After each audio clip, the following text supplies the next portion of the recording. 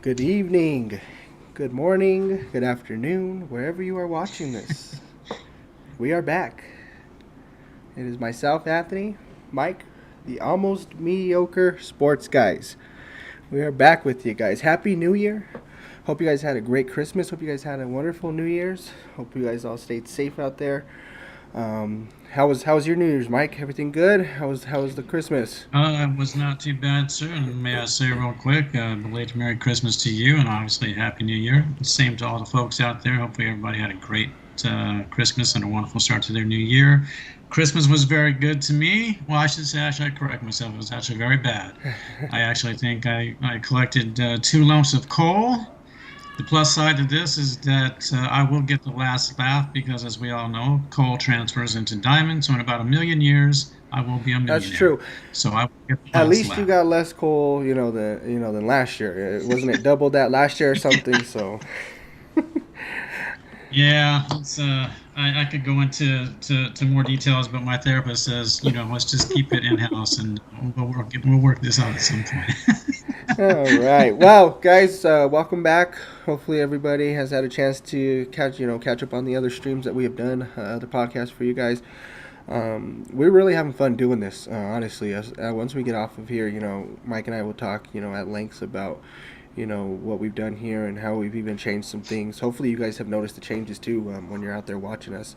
That we're trying to make, just to make it as much fun for you guys too, as much as it is for us. We want everybody that's watching this to also feel the same way we feel about these sports, which is why we're actually really pumped up to do the show that we're doing today.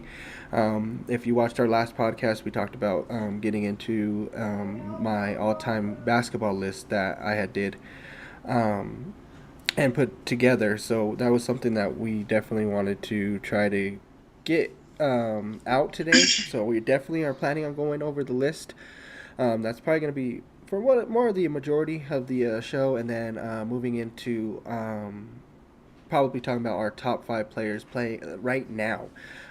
Basically, up to this date right now, who are our top 5 players right now. But before we get into that, I kind of just wanted to start off the show basically to with Merry Christmas, Happy New Year's, but also just saying that thoughts and prayers still for Damar Hamlin out there.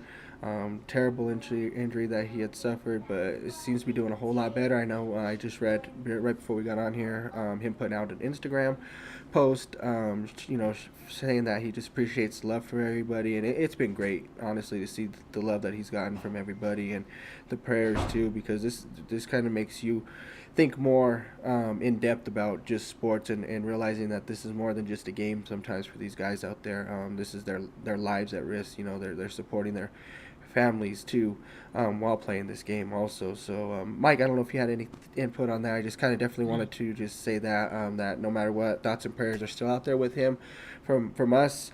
Hope for speedy recovery, full 100% recovery, and if he pursues to come back to football, great. Wish him the best. If he pursues to do other things, best of luck on that too. Whatever you want to do, for sure. Yeah, and I think moments like that, and we all, as a sporting community, we collectively all saw what took place that night, and we never know exactly what happens, in the moment. But obviously, as it played out, it looked like it was going to become extremely serious, and it actually did turn out to be extremely serious. But shout out and kudos to the medical staffs that were on site. I know doctors have acknowledged them for their quick reactions to what was happening, to Damar. Definitely. Um, but it just reminds you that at the end of the day, sports really is just a game, and to allow it to affect our lives, you know, sometimes to the emotional degree that we do, it can be a little bit misplaced. It's just a game. And at the end of the day, the athletes themselves put themselves at a lot of risk, particularly in sports like hockey and football, where the degree of impact is pretty high. But it is phenomenal just to see how he's progressing. Um, it's amazing. Something like that can just literally put almost like a dark cloud across the country, and to see everybody unite and be supportive, to see what's happened with his charity. This young man looking to literally just hope to raise $2,500 for his charity that he started in college. And obviously, as I think we all know now, I think it's slightly over $8 million, and that just speaks to the community as a whole. And that we go through a lot of strife in this country with different issues, but it's nice to see that there are moments that can still unite us as a country and show that we really can be there for each other. And I was extremely proud of how people reacted and the support that they showed and they continue to show. And it just makes you feel good to see the reaction of the people, and certainly to see that DeMar is just progressing as he is. And I'm just ecstatic, and just continue to hope the very best for this young man. Yeah, no, definitely. I definitely agree with everything that you said on that. So, but definitely, yeah. Lots of prayers out to there. Hope for a very Yes, speedy sir. recovery. So, we are Yep. going to move on here now. We are going to start off with that list that we were talking about. Mike had said, that he really wanted me to get this list out there. I had a lot of fun making this list. Like I said, guys, for me, this list, when if anybody that watches this, knows me and looks at this list, they're gonna be like, this it's a little different than what we normally hear from Anthony. Only because of the fact, like we said, we want to bring the knowledge to everybody here, of us being non-biased.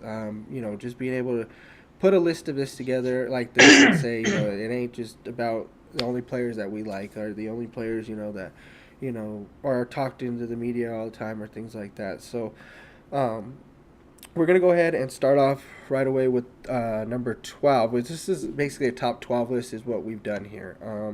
We're gonna do top 10. Everybody's a top 10 list, but we just kind of want to give those last two that are just kind of missed right there, making it on these lists. But first one on the list for us is Steph Curry. Thing about Steph is he's really really close. He's really on his way up. To possibly getting over that hump into the top 10. I know I've talked at length about this with you, Mike. I've talked with my dad about this.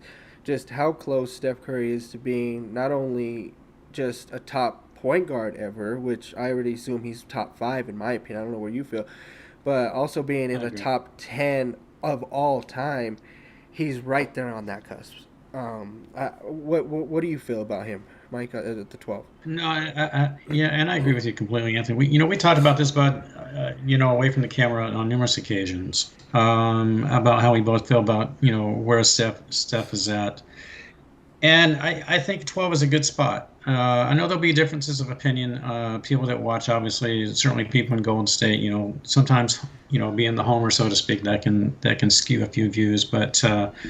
I think where he's at right now, as you place him, but 12 is solid. What I do really, if you look at if you look at his career stats from a point guard perspective, they're not over the top exceptional Yeah, per so se. so for a career, he's 24.5 points per game, 4.7 rebounds, 6.5 assists.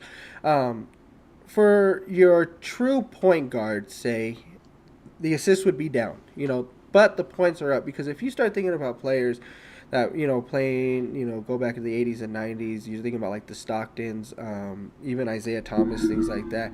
Um, these guys are still, they weren't averaging as much as 24 points a game. They were probably averaging around those like 17, 18 points a game, but they were still giving you double digits in assists, or at least close to the 9 or 8 assists a game. So he is low for Yeah, as far as point guard wise, but the fact is as you can see, just the amount of handles he has, the shooting ability. I mean, he, in my opinion, is the greatest shooter ever. I mean, I don't think any. I mean, there's a lot of people out there that'll argue, Reggie, if possible, Ray Allen's obviously in that, but in my opinion, with the range he has and the ability to shoot it the way he does, um, shows just how great he really is. Now, obviously, looking at it more in depth, we know he's a 4-time champ, definitely. His career totals, though, this is kind of what keeps him, in my opinion, down a little bit on the list. Obviously, he's almost got 30,000 career points, but 4,000, close to 4,000 rebounds, a little over 5,000 5,557 assists. So the numbers aren't outstandingly out there as far as for all of it above. But obviously, he's still got time to play. I mean, he's probably definitely got at least for sure another 5 years in him, in my opinion. Granted, he stays Well, you healthy know, too. in addition to that, but and stepping away from the stats for just a second, and so there are degrees, and you and I have talked about this, in different conversations over the years. To me, there are degrees of impact with basketball players, football players, blah blah blah. But since we're talking about basketball, and we're focused on Steph at the moment, if you look at the stats, yes, that's one thing. But what I also look at, I like to think you've got good basketball players, you've got great basketball players, you've got superstar basketball players, and you've got legendary basketball players. Very few of these players fall, obviously into the legendary status, and I think you and I have talked about that. I do feel, and by legendary, I like to think that those are individuals' stats, if not exceptional, were at least, above average. But it's also about their impact on the game. Was a part of their game so impactful that it altered the way the game is played, how people approach the way they play the game, that type of thing. Obviously the Jordan rules, that type of thing. But with Steph, and some people criticize this, he in large part I think is held liable, if you will, guilty of creating the long distance love affair the basketball players today seem to have. No one wants to work the ball inside anymore. They really don't. It's all about the glamour shot. Got to be that 3-point guy. Got to be out there making a difference. But they can't shoot it like Steph does. Steph does this because it's what he's done his whole life. I This agree. is a step on the Definitely, show. This is when it his comes game. to a shooter, basically a lot of this is a lot of people don't realize is some of these guys were born for this. They were just born with the That's exactly gift right. to be able to shoot like this. But then there are also times too where if you really want to be this good, you go in and put the work in. And he's going out there and put the work in That's it. because you see it from this guy all the time. When he walked into here, this guy was what 6'3", like a buck 20. It looked like. I mean, he was a skinny dude, coming out of Davidson. And all he did was Yeah. shoot. And what did he do? He got into the weight room. He's strong. He can finish inside. It's not just the outside shooting for him either. The guy can get inside. He can dunk. He Oh, of course can he can. pass well. He's very, very strong. I love Steph Curry. Like I said, he's so close there. I don't see why he couldn't surpass this list somewhere down the road. Especially if of course, if he gets another championship. I mean, 4 is amazing. A lot of people try to knock him still with getting those other one with those couple with KD, but it is what it is. Well, and also It too, is what it is. You know yeah, what I and mean? also too. But the other thing is Steph. When you look at Steph, he wasn't the guy that when KD came in, he just said, okay, now I'm not, I didn't put up any numbers either. My numbers dropped. I was averaging 10 points a game, couple of rebounds, couple of assists, and KD ran us. No, he was the heart and soul of that team also. So he was still putting up the points he needed to. He was still, leading in other categories for the team. Whether he, got KD or not, he still put in the work and still played great for them no matter what. Exactly, but and for me, just to wrap, this up with Steph, leadership. We talked about that with football in our last video. Obviously, that applies to any sport. It certainly applies with the NBA. And Steph, I think, has repeatedly shown his ability to lead a ball club. Obviously, as a point guard, you're asked to direct a team, up and down the court. But his leadership shows itself, I think, year in, year out, game in and game out. But again, the KD factor is there, but he had titles before KD showed up, and he's had a title after KD left. So I think that speaks Definitely. volumes. So now moving on to number 11, we have the great Larry Bird. It was hard. It's hard, guys. I mean, I am a huge Larry Bird fan. Um, Yeah. Myself, unfortunately, I didn't get to see him really, really play. Other than what I've seen tape wise and things like that, but man, this guy is something special, and to keep him out of the top 10 list, he was always in top 10 lists, guys. I mean, always in the top 10. I mean, you can sit there and argue for a long time that he was the greatest small forward out there. Obviously, until LeBron has made his way into the league. Um, but Mike, I don't know if you can kind of give us your input on Larry. I know you've definitely seen plenty of games from him. So definitely, what can you offer us from any Um, special moments, anything like that, or any crushing moments maybe from him?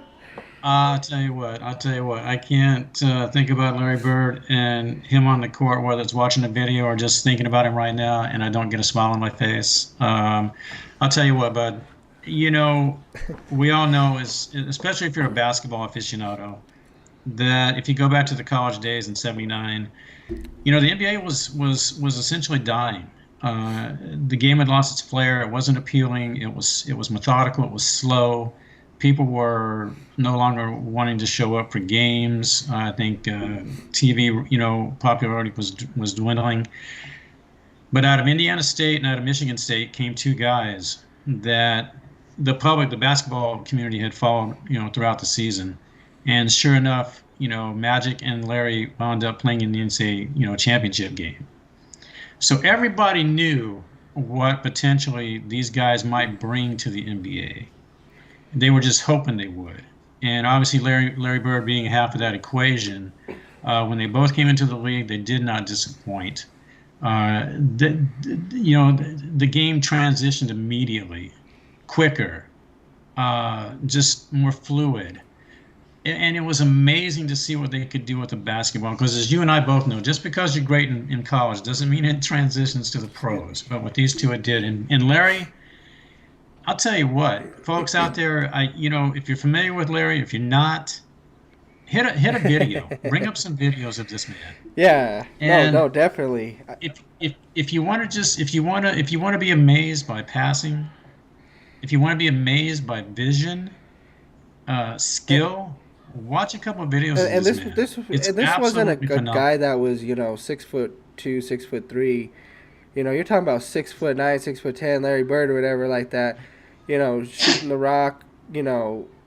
Great. I mean, his numbers are tremendous as far as shooting wise. I mean, he was almost 50% for the field, 89% at the free throw line. He was great on his free throws.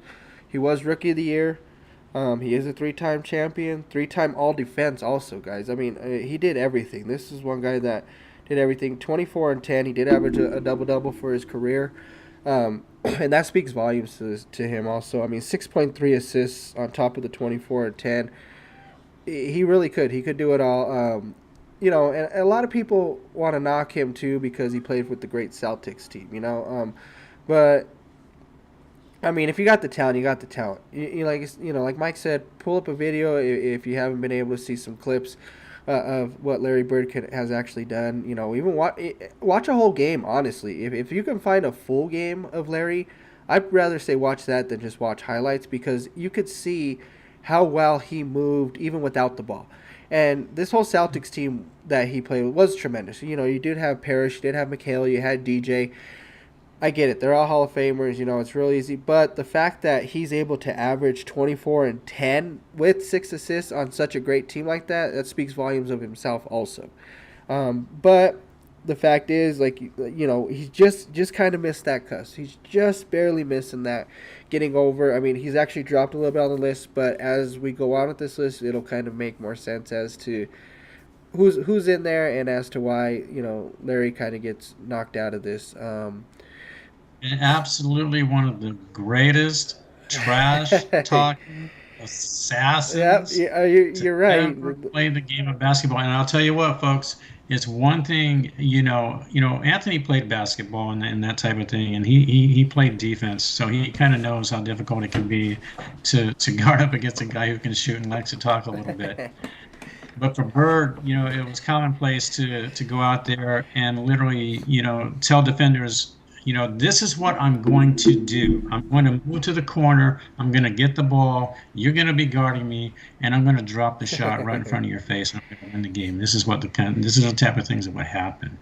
But just one of the absolute greatest basketball players to ever play the game. And this was the one guy, Bud, on your list that it was hard for me not for him to make the top 10. But as we talked about, your list speaks for itself. So at 11, it is, for both of us, I think it's spot Yeah, on. no, definitely. And so we will move on now. We're going to get into this top 10 now. We're getting into the top 10. So right off the bat, number 10, Shaq Daddy, the Diesel. The Diesel Shaq Daddy. Um, Guys, one of the, if not, people can argue, most dominant player to ever step on the court. I know a lot of people will possibly argue maybe that it could be Wilt, which is perfectly fine. I understand. If you want to pick Shaq, I ain't got no problems with that either. We had never seen anybody step on the court like this with the size, the strength, the ability to not only when he first started. I don't know if a lot of people remember him. He wasn't just a guy that was just on the block backing down and dunking it in. The guy he had handles. I mean, it's crazy to say that Shaq didn't have. I mean, that he had handles, but it's true. Shaq had some handles on him. He could take it full court if he wanted to, and there are some clips out there, and Magic fans know it, that he could do it. He could do it all. He had obviously his weak spots, which free throws obviously were terrible for him. You know, he wasn't an outside shooter or anything like that. He couldn't drop like the 20-foot jumpers on you or anything like that. But the fact of how dominant he was, not only when he first started with Orlando, but making his way to LA, you know, in front of the big stage, you know, we got nothing but celebrities out there in LA, to be able to do what he did and still work with Kobe and win the championships that he did everywhere that he went. After, you know, Orlando, he got the Lakers. He did get one with the Heat. And he probably should have got one with the Magics, but we know that team was really young at the time. And they showed it. They showed it, you know, being able to be out there. But, Mike, what are your inputs about Shaq? Yeah, he and obviously I caught him coming out of LSU. I became aware of him as it may have been the back end of his junior season, definitely by his. I think he stayed for his senior season. I believe he did. Regardless, I caught him on the back end of what would have been his last season at LSU. And I knew then that, you know, he was going to be a very good basketball player. You never know, obviously, how they'll transition to the pros, but you do have ideas about guys. And you kind of knew with Shaq that, if nothing else, the size alone, along with the skill set that he had, should at least allow him to be fairly dominant, particularly inside, you know, in the paint. You know, that type of size was almost unheard of with this guy. Height, size, and like you said, skill set. You know, tagging up with Penny, I thought was obviously a great combination. They had a good solid ball club with Shaq in Orlando. Dennis Scott was there. He was a good outside shooter. You know, I think if Shaq had stayed longer with Penny, it could have been productive. I don't know if it would have been as productive as what he experienced with Kobe. But I think Shaq, you know, transitioning from Orlando out to LA, and obviously winning titles out there, you know, that begins to speak of the talent he had, the dominance. You know, people speak that if he hadn't had Kobe, well, it's two-sided. If Kobe hadn't had Shaq, it would have been difficult too. But Well, and here's the thing with that, they both have won championships away from each other, so it's kind of hard to say either way. You know what I mean? Because they both went other ways, and they both got championships without each other. So when they try to argue that, it's like, well, they both did it anyways. You know, if maybe one or the other had done it, then maybe you're like, yeah, okay, I understand. Maybe he did need him. But when they both have done it, I don't really see why that should be brought up, you know, in my opinion anymore. Like, you know, just because of them having each other. Shaq, wasn't Shaq also a three-time MVP consecutive? He was a three-time. He was a. Well, no, he was a three-time Finals MVP. I think he did because he. Okay. Yeah, he had to. It had to be consecutive because they won. The only one they won was the three-peat with each other. So yeah, you're correct. Yeah. They did win him. Yeah. So yeah, I mean, the other thing that kind of throws me off about Shaq, and he brings it up all the time, and I know it's true, but how did this guy only win one MVP? You know, his stats for a career, he's 23-10, and 2. He's 8th all-time in points. He's also 8th in blocks, too. So the guy plays tremendous defense on it. He's got 13,000 rebounds.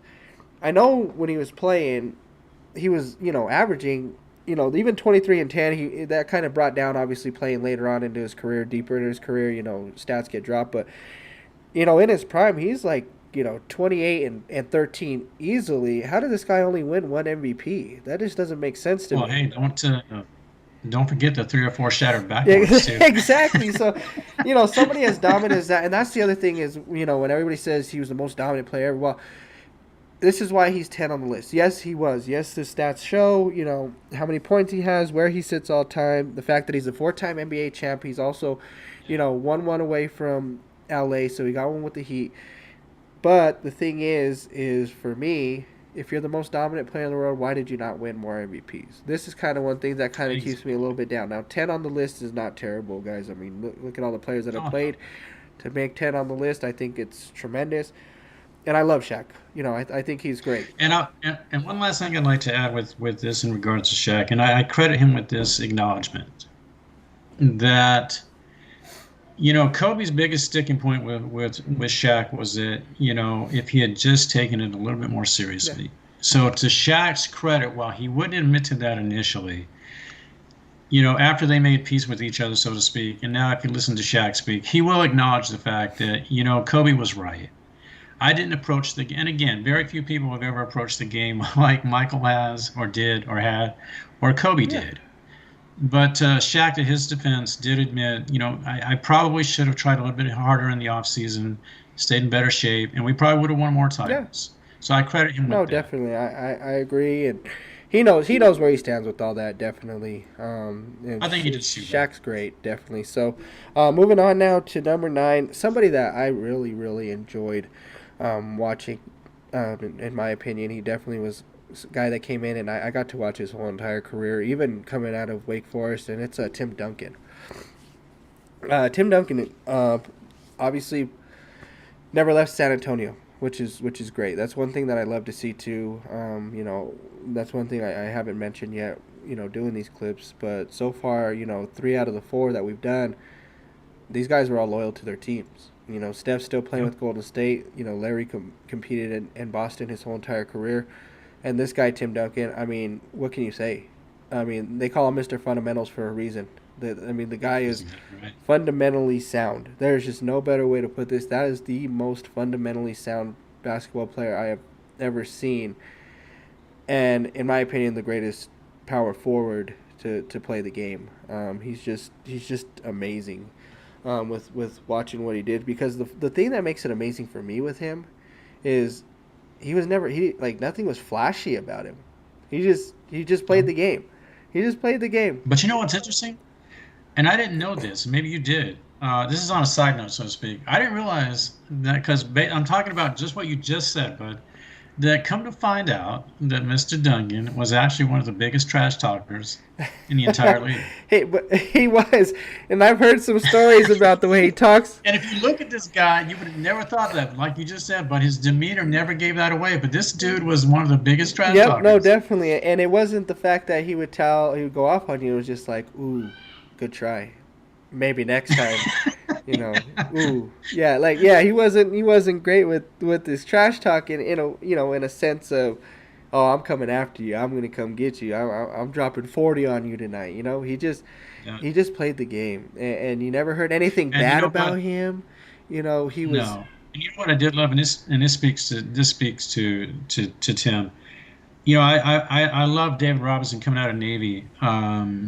And I thought if he ever made it to the pros, with military commitments, you can't turn pro right away. And at that point in time, anyway, and they're working on those things now. But when David came out, and going to San Antonio, I thought, man, there's potential there for him to be successful, and he actually was. And he is probably one of the great centers in the history of the game. But Tim's arrival really solidified and helped David really achieve so much more. And that was literally because of Tim. I agree 100%. And here's something that, and this is something up for debate, but until they got Kawhi, when they won that title with him, Tim Duncan, even when he came in, to play with David Robinson, maybe not his rookie year, but maybe the second, he was the best player on that team every single year until they got Kawhi and they won that finals with him. Every single, and I don't care what you guys say, I know he's played with Ginobili. I know he's played with Tony Parker. I know he's played with David Robinson. I know the guys he's played with. But in my opinion, and which is why he's on this list, is because he played 20-something odd years. He was the best player on that team every single year for a good 18 years, I would say, in my opinion. Well, it's not only that too, but and that's a good point that you mentioned about Tony and about Ginobili, and fantastic ball players. Obviously, if they're not both in the Hall of Fame, I believe they both will be eventually. But it was Tim's versatility that really allowed them to develop their games, and to have some of those open shots. And not to take away from anything they accomplished, fantastic ball players, but it was Tim's versatility as a ball player that allowed the other players on that team to do so much more. Definitely. I mean, he could step in and play center if he needed to, obviously, at the forward, but it's versatility and a quiet leadership. And that's another thing I really respected Yeah, about Tim. I mean, for a career, 19 and 10. Definitely he's got 3 assists, which is about average, pretty good for power forward. Um, But I will say too, Bud, in regards to Tim, and not taking anything away from Tim's game or anything like that, a big shout out to Pop. oh yeah, definitely. One of the great coaches in the history of the Oh yeah, game. definitely. Uh, Anybody that's I believe anyway that's had the opportunity to play for him has benefited from his leadership and his Definitely. knowledge. And obviously Tim did too. But a shout out to Pop just for his leadership, not just with Tim, but with David.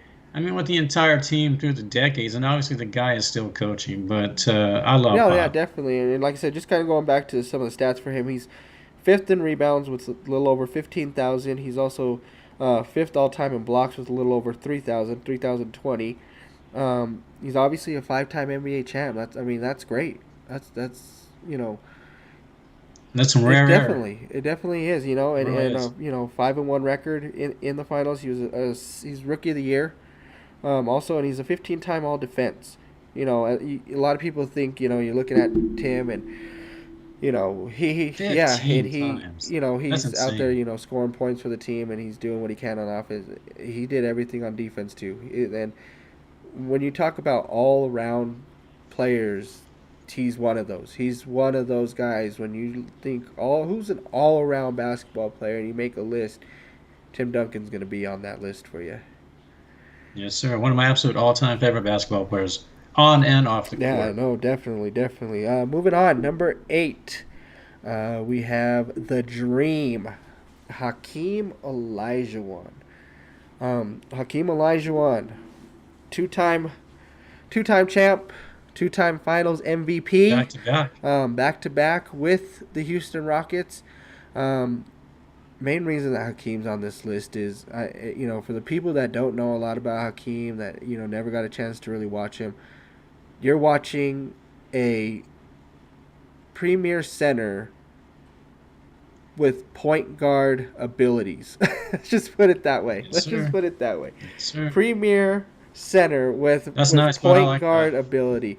Um, Yeah. the guy literally would take whatever footwork point guards use. He'd watch footworks on point guards, and whatever he would do, whatever they would do, he would just use it on the block, and that's how he was so great. That's why he had the dream shake, that was amazing. No, there wasn't guys that you hear about it all the time that he was just so hard to guard on the block because he was so quick. His footwork was so quick that nobody could stay with him down there.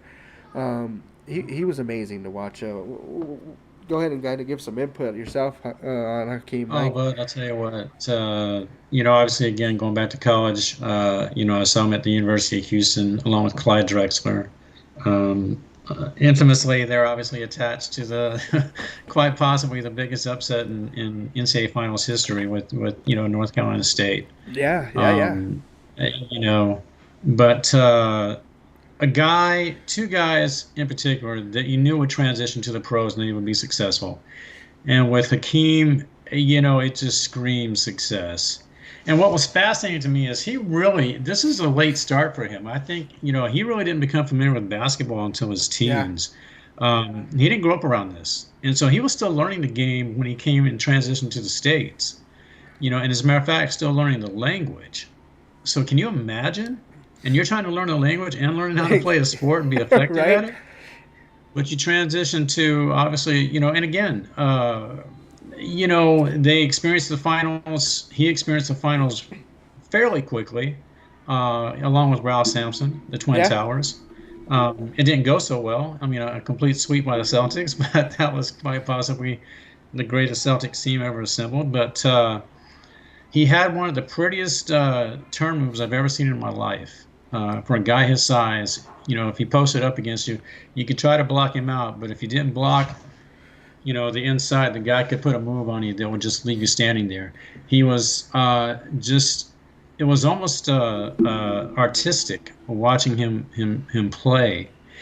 And one of the things I really like to see when we're talking about centers is their ability to not only dominate inside, but be able to take it outside, make a shot, shoot.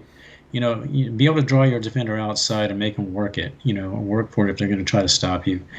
And at that point in time, he was one of the, and I say prettiest, and by that I mean just his basketball ability was almost artistic. And to this day, if you watch him, he was so fluid that again, it was poetic almost just to watch how he went about his game. Yeah. And I was actually mildly surprised that you put him on the list, but it's Oh it's no, he it's he it's has to be on validating. the list. I mean, you're talking Oh, he about a does, guy but he like we're does. talking a lot about well, what he's done points wise. He has over 26,000 points. He's 21 and 11 is what he's averaging. But the one thing that people don't understand is he's also ninth in steals all time. He's got 3,162, and that puts him at ninth for a center.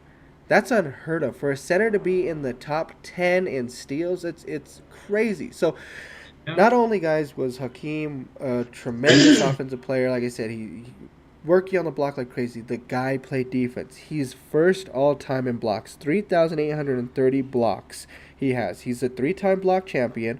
He's also a two-time defensive player of the year. He did get one MVP. I think he should have got two. That year David Robinson got it.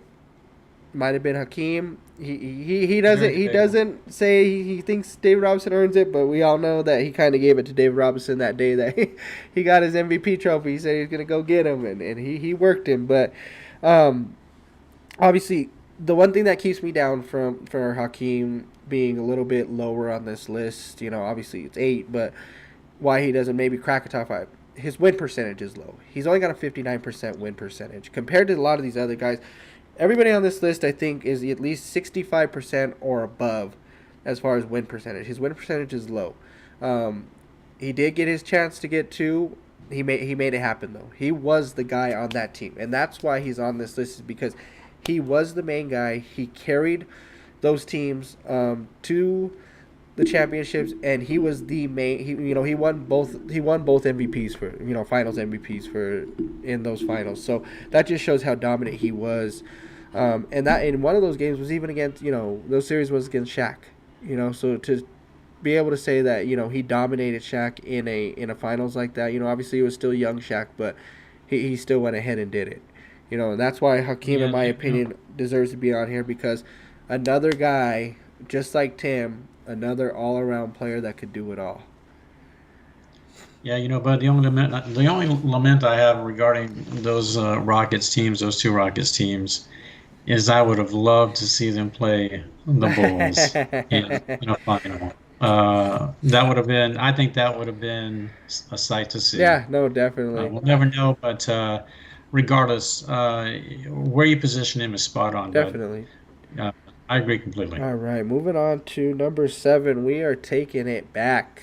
And when I mean back, we are going to Wilt Chamberlain, the Woohoo! Big Dipper.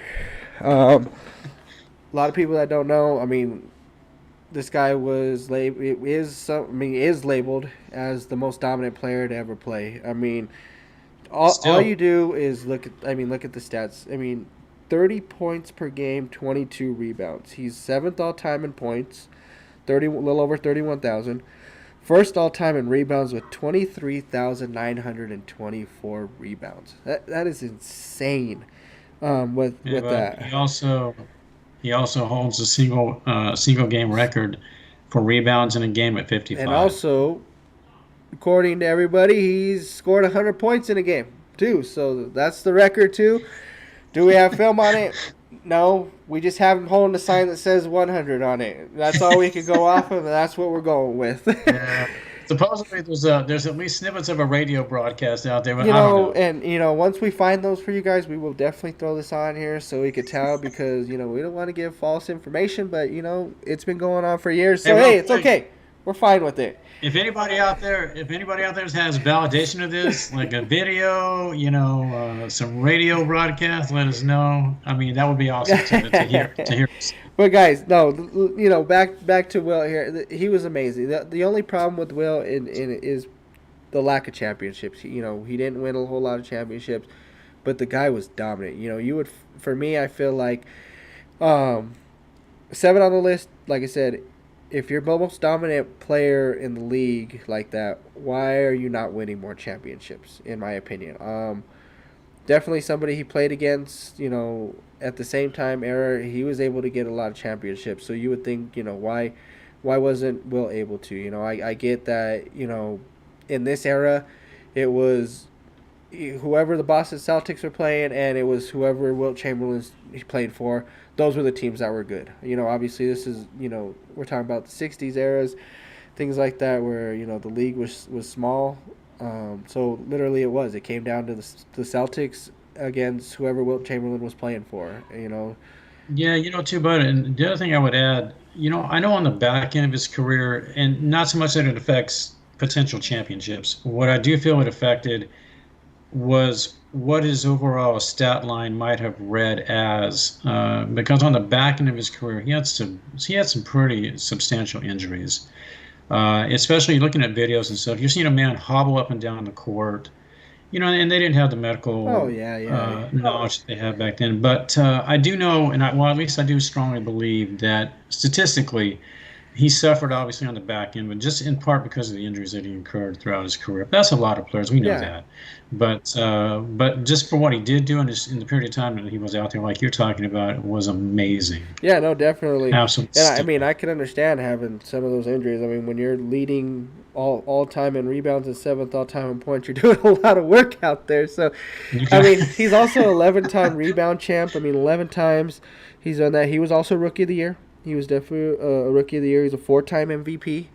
And like you said, you don't really necessarily when you think about Wilt Chamberlain, you don't think about defense, but he was a 2-time all defense on the all defensive team. So I wouldn't say he's all around, like the Dream or Tim. He's more known for well, his and you know offense what, though. But and you know what else we don't know about it, and that's to no fault of anyone, but since they didn't establish the defensive MVP until yeah, '69, I mean, we don't know, but that's exactly, uncontrollable. exactly. No, definitely. We're just like I said. This is basically just going off of everything that I can find, everything that I can look up. As in depth that Yep. I can get, and this is kind of just where Wilt falls on the list. Like I said, I mean, obviously being in a top 10 list, I mean, if it was me on the list, I'd love it. Like as many years as this game's been played, to be anywhere in a top 10 list like that, it's just great. Especially somebody like Wilt, even like Hakeem and some of these guys that are a little bit older players to still be in this list. It says wonders about them for sure. Yeah, and I think it's a solid placement, but I agree with you completely. Then going on to number six, a little bit tougher one to talk about only because of the fact that it is Kobe Bryant. And obviously, we've lost Kobe, um, and his daughter Gianna. They were he was so much fun to watch, and when I heard the news about him, I kind of was just like I blew it off. I thought it was kind of just that's not true. Everybody comes up with fake news and things like that, but this one was a little bit. It wasn't hard to put him on the list, that's for sure. His numbers, his game, everything speaks for himself. He's 5-time champion, 2-time Finals MVP, 12-time All Defensive champ. Um, the thing that was hard for me is this is one of the guys that I just grew up watching. He was that guy that kind of kept Jordan alive for me in a way. You know what I mean? He's the closest thing that we've seen to Jordan, in my opinion. Um, Yes, sir. and just being able to watch him as long as I have and to see the things that he had done was so great because I only got Jordan for a short period of time. I still remember watching him and everything like that. But to be able to get Kobe and him bring that back to me was so much fun to watch. He was so much fun. Now, I will say this: watching number 8 Kobe is a whole lot different than watching the number 24 Kobe, and I say that whereas the number 8 Kobe was this immature kid that was he was very very cocky. Uh, Thought that he was the greatest player ever. And sometimes you do have to come in the league like that. I get it. You have to have a chip on your shoulder, and you know you have to work hard. And when you talk about working hard, that's something that this guy did. Um, and he just made basketball so much fun to watch. Even if you're not a Lakers fan or something like that, you have to sit there. One of those players where if he's on the television, you're leaving it on, and you're watching that whole game just to see, because any night that he's on, something special could happen. but when I watch Jordan play, uh, and obviously he'll be on this list at some point. Um, you know, when Jordan essentially retired from the Bulls, I had conversations with your dad because your dad loved him as much as I did, and I think respectively we both said there'll never be another player like Michael Jordan. It just couldn't. It wasn't even possible. And then I see this kid come out of Philadelphia, and he's straight out of high school, cocky, full of himself. He's got a strong skill set, but he's got some stuff to learn. But I'll tell you what, bud. I was fortunate to see both of these gentlemen play the game of basketball from start to finish. Yeah, no, definitely. And the only player I have ever seen, as we're talking right now, I don't care who steps on a basketball court right now, the closest I've ever seen to Michael Jordan is Kobe Bean Yeah, Bryant. no, no. What a phenomenal freaking No, I talent. agree. Definitely. Like I said, I said it earlier. Just he's one of those guys where it didn't matter. You could watch him even in his older days where he didn't have the greatest Lakers team out there. But if they were down 20, he was coming into the game. You were like, I might want to. I know this isn't the normal Lakers team, but I might leave it on just to see if he gets hot. You know what I mean? It's like he might end up going for 60, and they're right back in this game, and it might be exciting. And who cares if it's just a game 38 on a Wednesday night? You just sat there and watched. You watched what he But did. You watched him. what's just as fascinating to me, bud, is as driven as he was on the basketball court, I think he might have been more driven off the basketball court. Oh yeah, When we've heard these stories, finals just ended, guys, working with him, teammates, where's Kobe? He's literally back in the gym, if not the next day, the day after, preparing now for the next yeah, season. yeah. This is the thing, people will always talk, and there'll always be comparisons about Mike and Kobe and LeBron and all these other things. For me, what really establishes Kobe and Mike as these separate entities, these just different basketball players, is their drive to be the best. Exactly, Enough is never enough. exactly. You should always be striving to be better, and they always did this, and that's what in part made them I so agree. And great. the other thing that I'm going to kind of go a step further with that is after retiring, seeing him, and that's why I said this was even harder for me to do, because seeing him on the bench after he's retired with his daughter, and he's teaching her. She wants to be just as good as he did, even maybe even greater. And that's great. I wish she could have got that chance, and it's hard because we won't know. We'll never know. What could have happened with her. That's what made it even harder for me to do this. To do this list with him on there, because it speaks. I mean, I love watching him work, because all the guy did was get better. That's all he did was get better, and he always wanted to make everybody around him better. And I think a lot of people took it as like, no, he's just cocky. He just wants everybody to. No, he pushed you because he wanted you to be better, and he only pushed the players that he knew had the potential to be better. Like we talked about earlier, he kept pushing Shaq, and if he'd have just worked out, we could have won 10. he said, or whatever, like that. When he sees potential, he knows it. He sees it, and he wants you to work to be just as good. He wants everybody to be just as good or better than him because this is the sport he loves, and he wants to see it all the time. And that's the one thing that I loved But about him. I didn't realize this guy spoke as many languages as he did. I did not know that this guy, Trash was talking involved Luca in on the writing. sidelines. I didn't know that this guy was involved in writing books, played the Yeah. piano, had an Oscar-winning documentary. I mean, this is a short film, I should say. It was a short film. Right?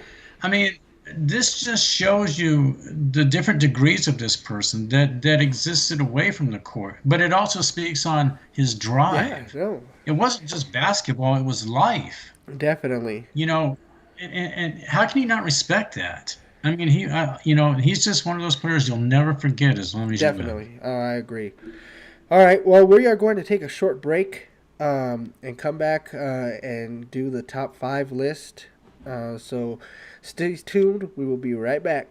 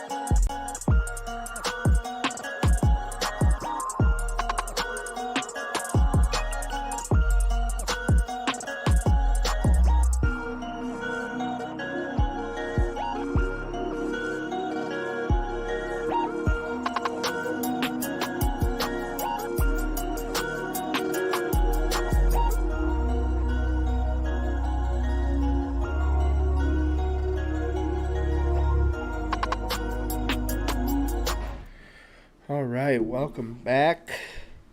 Welcome back. All right, let's jump right in now. We are into the top 5 on our list now, guys. So let's jump right into this. Number 5 being Mr. Magic Johnson. Irvin Magic Johnson, to be exact. Showtime. right? Definitely part of the Showtime Lakers. What a great team that was, huh? Obviously I didn't get a chance to watch them live or anything like that. Nothing but old clips and things that I've heard from you and my dad talking about them. But this guy was the leader of that team. He was the catalyst. He ran that. He was the quarterback, so to speak, of that team. I always hear. I always kind of have to step back and think about it because these you always hear from about LeBron James, which I'm not taking anything away from him. He's an amazing ball player and everything, but when you start hearing, oh man, LeBron was the first big man at 6'9" to be able to handle the ball and pass the ball, we got to kind of pump the brakes a little bit because there was this guy, in LA that was out there doing this, and as a 6'9" point guard, and to Yeah. see him do what he did and run that offense the way he did and as quickly as they did, and he's making these flashy passes is just insane. He was obviously I wish I could have been there to see a lot more of him, but you could just tell he was just fun to watch night in and night out. But we talked about this earlier with Larry Bird, and I mentioned Magic. When they came into the league, you knew real quick that things were going to change. It wasn't going to be your old style NBA anymore. It was going to be up tempo. It was going to be flashy. It was going to be a sight to see. And Larry and Magic established that real quick. It's funny. I don't know how many people have seen this video. If you go back to Magic's first regular season game with the Lakers, and I want to say they beat Utah. I can't remember exactly. But if you look at Magic's reaction to winning the game, because Kareem hit the last shot to win the game, and Magic's running around like they just won the NBA Finals. And he runs up, and they're just jumping all over the place. He runs up, he's just jumping all over Kareem, and Kareem basically tells him, he says, "You do realize this is just the first game of the season, right?" so, but that was his Yeah. enthusiasm, and that was part of what was Magic, is his enthusiasm. No. He loved basketball, and he loved being Showtime, and it just all the other players fed off of that. I mean, if you were a Laker, you were about Showtime, Flash, let's make this entertaining, and that's what the NBA needed, and that's what they brought. But they also brought talent, skill, and No, I championships. agree definitely. And another guy where the numbers, speak for themselves. I mean, he's 19, 7, and 11. 19 points, 7 rebounds, 11 assists for a career. I mean, those numbers are great. Obviously, like I said, and this kind of brings me back to like the beginning with Steph, how I said, obviously his numbers, he does average like 24, 25 points a game, where when you start getting into these guys, they're in that 18 to 19 points, 20 points a game. That's exactly where Magic is. And, because he was able to, pass the ball so well, and he got other people involved so easily. And it was so easy. That was the thing about him when you watch is how easily he just made everything look. It didn't matter what it was. It was like no pass was off limits for this guy. It didn't matter what it was. And I'll tell you what, if you played for this guy, you always needed to be prepared to get the ball. I don't care who you were, for whether you were, Michael Cooper, whether you were Kurt Rambis, you better be ready to catch that ball because it's coming. If you're open, he's gonna give it to James you. Yeah, Worthy, you yeah, know, yeah. I mean, it didn't matter who it was. If you're on the court and you're running with him and you're open, chances are good that that ball's coming to you. Yeah, and to add to that real quick, but and again back to Larry, but also speaking on Magic, for me personally, growing up with kind of you didn't really know what boring was because that's what you grew up with the NBA. So that's it was what it was.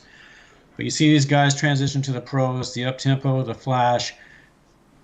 Those two guys provided the greatest court vision at the time I'd ever seen out of two basketball players. And not did you have just one doing this on the East Coast, you had one doing it on the West Coast. But to see the degree of court vision that these two possessed was absolutely off the charts. I mean, it was just incredible. And to your point, you better be ready because it's going to come at some point.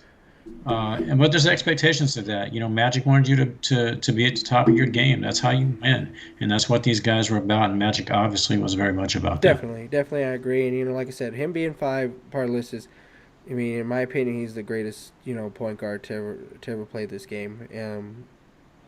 I think Yeah, so too. I just don't see, anybody. And obviously, in the decade he played in, the '80s, the other thing for him is there was just two point guards really that dominated that era of the '80s, which was just him and Isaiah. And you even hear Isaiah Thomas. I've heard him speak on other things, saying that he knows Isaiah knows how great he was of a point guard when he played, but he said there was just nobody in that era that is even close to what Magic did. Nobody was like him at all. He was just different. He's built differently, you know. And he did. The other thing is he did anything he could to help his team. That was the other nice thing about it. That finals where he ended up having to play center. You could move him in that sense. He could literally play all five positions. Out there. That's why I said, you know, Magic is different. He was definitely fun to watch from what I could see. Like I said, just the highlights you've seen. I've watched numerous films of old games and stuff like that he played in, and I could just imagine, how much fun that would have been. Sitting courtside or something like that, and just watching Showtime just run up and down that court, man. I tell you what, nothing seems more exciting than being able to watch that. Oh, but the 80s and the early 90s, for me, I think even your dad talking to him about that on occasion, the greatest period of basketball that I've ever seen. Not taking away from the mid 90s on, but there was something about the 80s and the early 90s that was just absolutely, no pun intended. It was magic. I Yeah, mean, it was incredible stuff to see, on from both conferences. I mean, but it was just phenomenal. What a great time of basketball. definitely, definitely. All right, so And some people forget too, real quick, that Magic obviously coached the Lakers for a while too. It was not entirely successful, but he actually wound up coaching the Lakers for a brief period of time. yeah, no, definitely. So moving on now to number 4 on the list.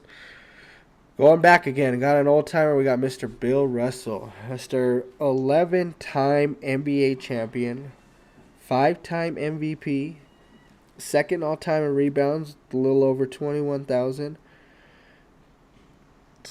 These accolades might take a little bit, but 72% win percentage. Obviously we've talked about the fact that he didn't really play in an era with obviously a lot of defensive awards or anything like that. But I'll tell you what, if he did and they had him, he'd win every year. I mean, this guy is an absolute monster defensive wise. The other thing is kind of like what we talked about is you don't hear a lot about his offense side because he's more known as defense. But the fact is, this guy still averaged 15 and 22. And that says a lot about him in that era. 15 may not sound like a lot, but for him, that's pretty good. And obviously because he based his game around defense. That's what it was. He was more defense than anything. I mean, he only scored 14,000 points, but the fact is, he is an 11-time champ, and that's never going to get touched, ever. In my opinion, I mean, maybe somewhere down the road. I mean, you never know. I mean, any yeah, sport. exactly. That's going to be tough to beat for sure. But um, he's definitely somebody that I feel like I would have loved to have watched. If I was back then. Just like you said, when I played, I was all about defense. I loved defense. I loved playing defense. Even more than offense sometimes, just because I didn't have those offense abilities. Like the people on my team did. So it was fun playing defense. It was fun being able to lock down, players. And you could see that from him. He did everything out there where it came to blocking shots, where it came to rebounding, everything like that. He did it. And I'll tell you, but of the 10 individuals you have on this list, and I agree with all 10, the placement's an issue with one, but that's with any list, and it's subject to just everyone's personal opinion. For me, Bill is that guy. But real quick, I will say too, and we'll get into this gentleman here in just a minute. But Kareem was a person that you sort of reintroduced me to statistically. I'd forgotten how great this individual was, but we'll touch on that. But to Bill for me is just from a center position, and with all due respect to Kareem, but I do agree with your placement on Kareem, like we talked about. But for Bill, statistically, what this man accomplished, career-wise, what this man accomplished is absolutely it's off the charts for me. You know, he was the first center to average 20 rebounds a Mm-hmm. game in a season. You know, and I think people forget too in a 13-year career, you know, he could have potentially won 13 championships. Potential is one thing, accomplishment's another.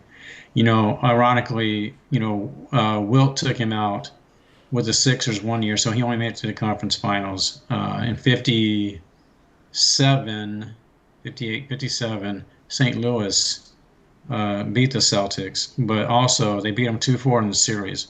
But Bill was hurt, so he wasn't able to finish the series. So he potentially, there was potential there. Regardless, he went to 12 finals in 13 Mm-hmm. seasons. So the potential was there to win 12, possibly 13.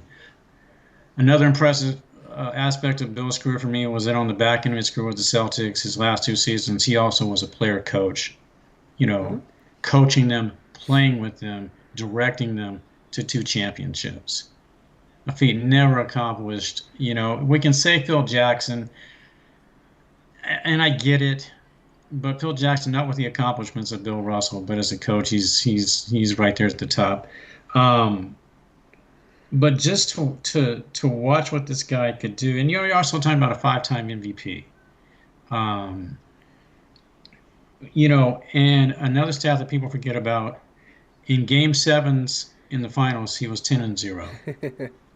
And obviously, so these are the type of things that speak to the talent that he had within himself, but the talent around him. But another little side statistic: there were two stretches in his career. One, he missed 4 games. That was in '62.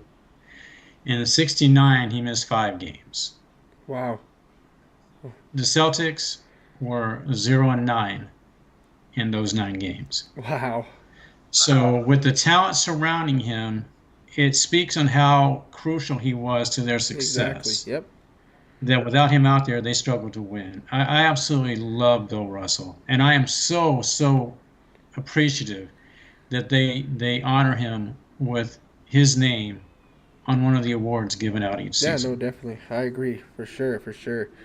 Definitely. And I'm glad he's still somebody that we could put on this list and still talk about till this day because he's definitely somebody that paved the way for a lot of these players that are out there today for sure. And real quick, bud, so far your list is absolutely killing Thank it. Great you. list, So bud. Great number list. 3 on our list is Mr. LeBron James. Um, real close to passing Kareem on this all-time list. I think he's about a little over 400 points away, which He's still that he's far about away? 400, I believe, is what it is. I think is what I Gee last seen. I whiz. could be wrong. I could be wrong though. But I thought you were gonna say I haven't really paid attention. I thought you were gonna say like no, 150. he's like 400, which isn't Okay. terrible still. I mean, with the Oh, pace he's actually on, going right now, he's actually he's not as far away from it as we think. So definitely as of right now, still second all time in scoring, which is crazy. Also the fact that he's also in the 10,000 club for rebounds, and assists, I believe is what it is. Yeah, second all time points. 10,000 rebounds he has, and 10,000, sixth all time in assists is what he's at right now. Um, this guy's a 4-time MVP, 6-time All Defense. Um, the one thing for me that on this list is, like I said, why he's at 3. Obviously this is the biggest debate right here. LeBron and Jordan. LeBron and Jordan. He's the only person, even out of the 12, and I'm not talking about top 10, in this 12 list, that is below 500 when we get into the finals, when we talk about finals. Everybody's at least 500 or above. And he's the only one that is below 500. And we all know that winning matters in this league. That is one of the most important things in this league is winning. And that's not just coming from me. That's you can hear this from other players, other NBA players, right here. everybody else. And even if you play a sport yourself out there, your goal at the end of the year is to win a championship. That's what you're playing for. That's what you're working for, is to win a championship. Now I get it. He's been there tons, which is amazing. He's the things that he's done out there is insane. The numbers he's put up year in and year out, and as long as he's been doing it, is just insane. Coming into what now, he's in year 20, and he's still, able to average close to a triple double, at least in that 27 to 28 range, and still give you 9 or 8 assists and rebounds a night. Just is ridiculous, for somebody at this, Yes. at this day and age. At his age, also, what is he just turned 38, I believe? What was it, on like New Year's Eve or something like that? And he's still playing at a high level. I know they're struggling a little bit in LA right now, but he's still playing at a high level, in year 20 for him.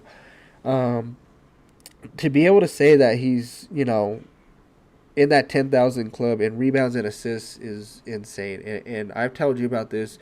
It's more crazy for me as far as is the assist part of it, because I mean, we all know that he's 6'9", so rebounds will come easy to him. He's athletic. He can get up. He can get rebounds easily.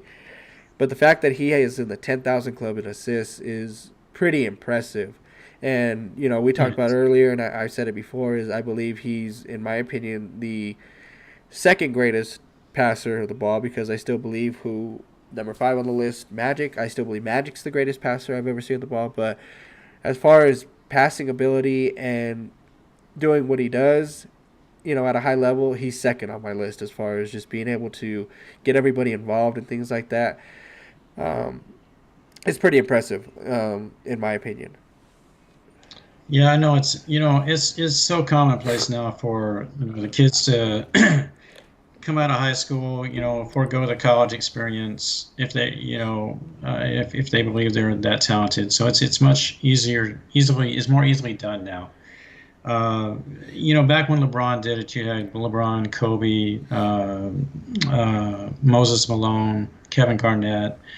So there were few and far between that literally made the transition from high school straight to the pros. LeBron, we all knew coming out. The hype machine let everybody know that LeBron was coming, and he was going to be successful. And everybody, the hope was that Cleveland would get him, and they did. Um, his career is stellar. I mentioned at the start of the video, but I categorize with great, uh, superstar, legendary. When we're talking about certain athletes, with legendary again, I like to defer to athletes that I feel literally have changed the game. And so the one discrepancy with this list that you and I had talked about was with him and Will, or with him and Bill. And Bill, for me, just the game changed because of Bill. Much like it changed because of Magic, and it changed because of Bird, and Michael, and I think Kobe to a degree. We see it with Steph right now with his shooting ability. Um, I'll never take away from LeBron's accomplishments. Top five, absolutely. I guarantee. I have no issues with that whatsoever. But it's just with Bill, the titles, and your point with the titles is a big sticking point. And I know people will argue with us about that, but I'm sorry. It's like you just mentioned. It's about chips. It's about chips. I mean, Brady's got 7. He's trying to get 8. And he's the GOAT for other reasons too, but that's part of it. Michael never lost in the finals. Kobe. You've lost some, but if I'm not mistaken, he's won more than he lost. Is that not correct? Kobe. No, I believe Kobe was in the finals 4, and what was he? No, 5 and 2 in the finals. 5 and 2 in the Yeah. finals. Well, that's why I So said, like, that everybody on the this list other than him, which is why he makes 3 on my list. Is part of it is he's the only guy in a top 10, even the top 12, because Steph even too, and Bird, he's below 500 in finals. But the thing is with him is the stats are impressive, and what he does for a team out there is insane. Like, when he's out oh yeah, there, uh, you don't know what's going to happen, because the thing is with him, he has so many abilities, whether it's drive to the lane and score at will, because he could do that.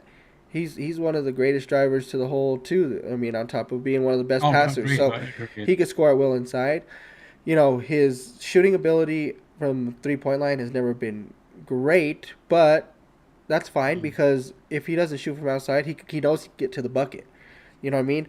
Yep. When they need a big stop on defense, he has shown in time and time again that he can get to that point. He can be that guy to step up. There have been times we've shown that he doesn't want to play defense, of course, 100%. But Yes. regardless, the fact that he's been to as many finals as he has in a row, on top of that, too, at one point, he still has 4 championships, under his belt, is still pretty impressive. He was Rookie of the Year. He's a 6-time All Defense, 4-time MVP.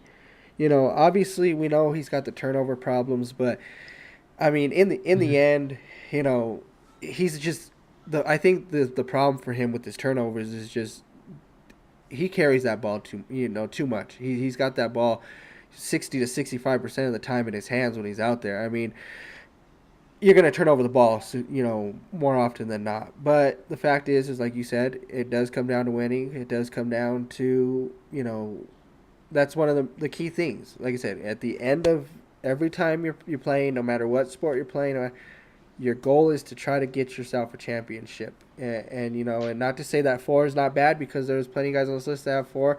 There's some guys that haven't touched 4 on this list yet, but that's why they are below him, and that's why he just hasn't cracked the top 2 for that reason. But obviously, like I said, one great accolade for him that's coming up. He's gonna surpass Kareem here soon, as being number 1 all time in scoring, which is very impressive considering he's considered a pass first player. Um, but a lot of these times he had to take over to score points. We know that, so that's why he's on the list as 3 for me. Definitely. So Yeah, I mean, and it's obvious, but I mean, it's well deserved. There's no denying that whatsoever. He's an absolute lock, top five. Again, possibly top four. It's all about opinions. I know that you and I, we were frustrated at times by his.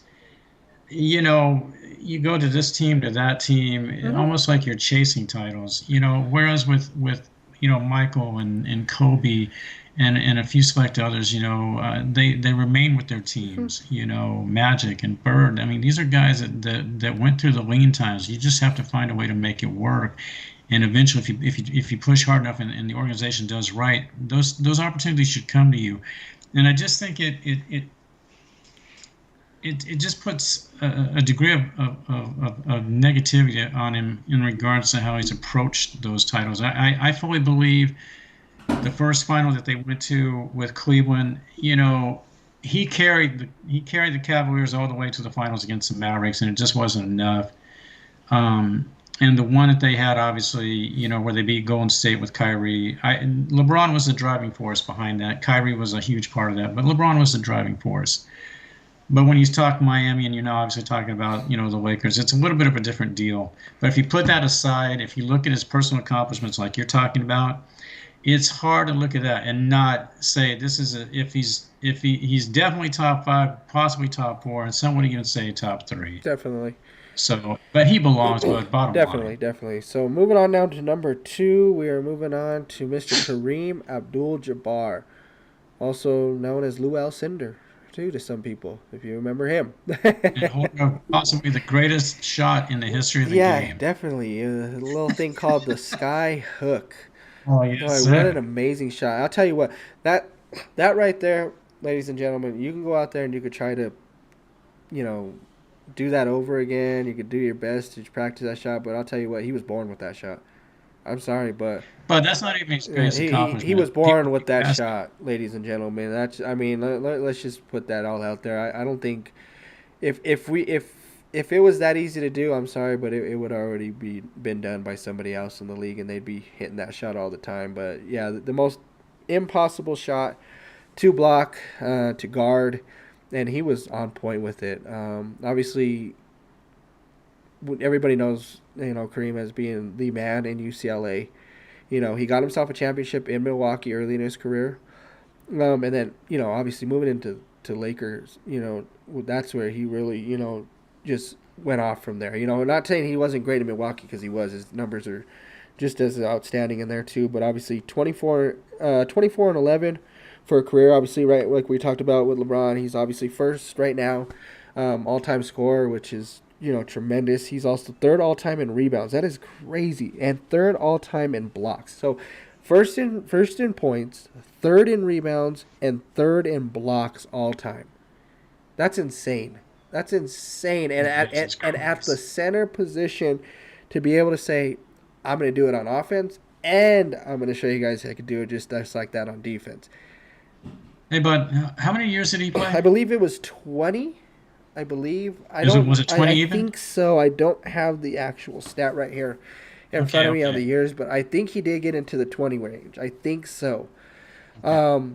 But even if, man, I mean, the numbers are insane. He's 11-time All Defense, two-time Finals MVP. He's obviously six-time MVP. He was Rookie of the Year. He is 6-4 in the finals. I mean, for him, so he lost his fair share too in the finals himself. Um, 69% win percentage, so definitely high up in there. But the thing for me that stands out about Kareem is just like I said, a lot of these guys on these lists. We talked about Tim. We talked about Hakeem. This guy is another one. Those true, just all around players that could do anything you needed them to do. And the thing is, we talk about the skyhook. That wasn't what he was all about either. The guy could shoot the ball. No. He was a decent free throw shooter too. He's like 72% from the free throw line, which is great for a center. Um, he can move you on the block. He could shoot the 20 footer if he need to. Whatever he could do. Whatever you asked him to do, he could do. I mean, the guy was just dominant. Like I said, and just so you guys can kind of understand what third all time in rebounds is. So first all time points is 38,387 points. Third all time in rebounds is 16,279. And this is coming from a guy who's playing with the Lake Show. Okay? Who has other Hall of Famers like Worthy, Magic, guys like Michael Cooper on the team, Kurt Rambis, who was a great, defensive player, rebounder, and stuff like that. All these Hall of Famers on his team too, and he's putting up just stellar numbers still with these guys on the team. You don't see that a lot, and he's out there just putting in work every single night. I sometimes wonder if Magic didn't defer to him as the leader of the Lakers, but I really do. I think obviously Magic took it upon himself to direct things, but I really do think a lot of times he deferred to Kareem to be the sort of guiding force behind the Lakers. And people also forget, the layperson that doesn't really involve themselves heavily in sports, they forget that, Kareem was with Alcindor. And, he won his first championship with the Milwaukee Bucks. But more importantly, he has John Wooden fundamentals, inside of him, Yeah, like a lot of great yeah, basketball players do. And he applied that and it worked beautifully. But, he was my favorite basketball player as a kid. He was that first basketball player that, we all have those, whether you know who they are or not, we can never explain why we gravitate towards certain athletes. But Kareem kind of spoke for himself, even when he was with Milwaukee, the talent was there. Obviously, he had Oscar Robertson to help him out, but you just knew he was going to be a superstar, and eventually, as I coined earlier, a legend, and he is. But he was my favorite basketball player to watch. This period. I think though people forget his greatest accomplishment wasn't even on the basketball court. He fought Bruce Lee to a standstill. He died, but he fought hard. and not only that, he was a big pilot in Airplane too. That was a big part in that movie Oh, too. that's right. I forgot all about My that one. dad That's said you don't awesome. work hard enough on defense, so I he's forgot all so about that. upset about That's that funny. too. Oh Well, I mean, man. definitely, But it's hard for me to talk about being able to see him do what he did live or anything like that. Obviously, I didn't get a chance to watch him yeah, at all. I'm going back to just what I've seen, what I'm looking at. Going back to the numbers and stuff like that. This was the man. This was, I mean, in that '80s decade. It's hard to find anybody, at that center position that did it, better than this guy right here. And if you can look at a whole entire decade that he played in, like the 80s, and be like, there's just you try to look around who else played in that time and be like, who else could you say that kind of gave him fits, and to say that for a whole decade and not find anybody that could stop him or do what he did at the same level. You have to put him as like top of your list. Whether it be top five, whether it be top two like mine, or you could put him at number one. And I would not fault anybody for having him number one on the list just by looking at everything that he's done for his career. Last thing I'll say about Kareem Budd is, sometimes it's exaggerated, but with Kareem, videotape does not lie. He was that good, folks. And if you ever get a chance, like Bud mentioned earlier with a few of the other individuals on this list, go back and watch some tape if you want to see just how great they were. But with Kareem, not 1 second, not 1 ounce of it is exaggerated. He was that talented. It was fun to watch. Definitely. I agree. Let's go on to Mr. Number One we have, and that is Mr. Michael Jeffrey Jordan. Definitely, in my opinion, obviously, with him being number one on the list, I believe he is the greatest basketball player to play. He is number one. Like I said on the list. Unless you're talking to Draymond Green. Obviously, just kind of a little bit of numbers here about Jordan. He is fifth all time in points. A little over 6,000 rebounds, 5,000 assists for a career. He does average 30 points. One of the high. Him and Will have the highest points per game. In the entire league ever. 30.1 points per game, 6.2 rebounds, and 5.3 assists a game for his career, which is crazy because I know a lot of people, when you are listening and you hear about the debating, it's always just been, well, MJ was just a great scorer. He didn't do much but just score. He just scored. He, didn't really pass a lot. He didn't have players that could score for him, but six rebounds, 5 assists. He was obviously, he was hitting the boards, and he was obviously passing to somebody to be able to average 5 assists for a whole career, because that's pretty good, in my opinion, for somebody who's just a scorer, according to everybody else. Obviously, not just a scorer, guy's a defender. I mean, in my opinion, at that 2 spot, the greatest all-around player ever, too, on top of that. And I'm not talking about just, the scoring ability, finding players. I'm talking about the defensive side, too. He's a 3-time steals champion. He's third all-time in steals also. He's also third in steals on top of that. Real quick, Bud, if you would, just remind everybody, how many MVPs? How many MVPs that he has? He's a 5-time MVP, and he's a 6-time Finals MVP.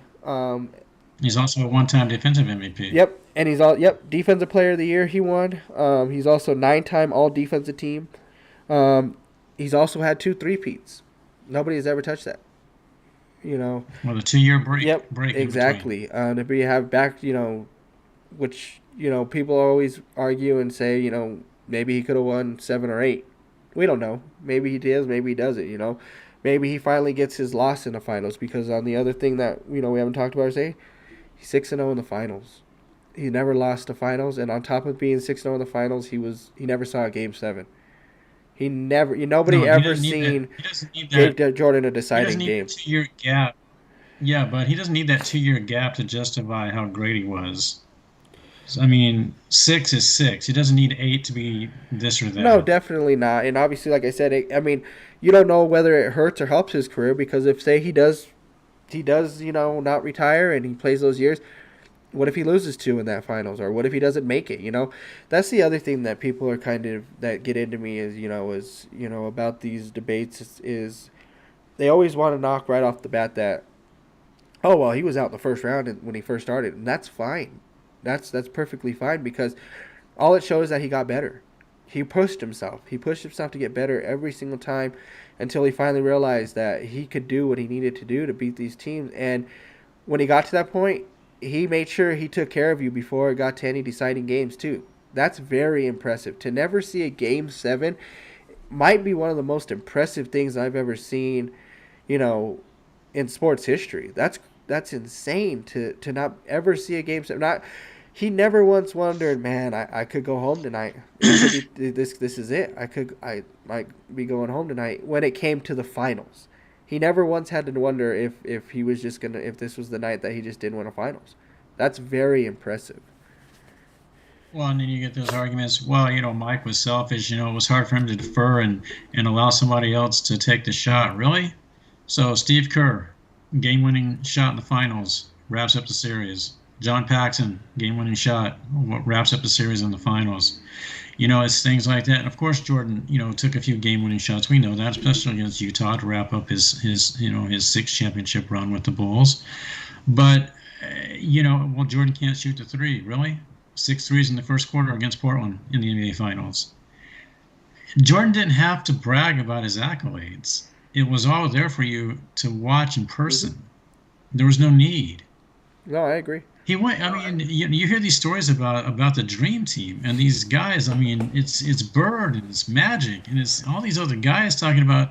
We've got this side of the court and they're on this side of the court, and here's Jordan, and he's just challenging each and every one of them, to give me your best because it's still not going to be good enough, and it wasn't. Yeah, no.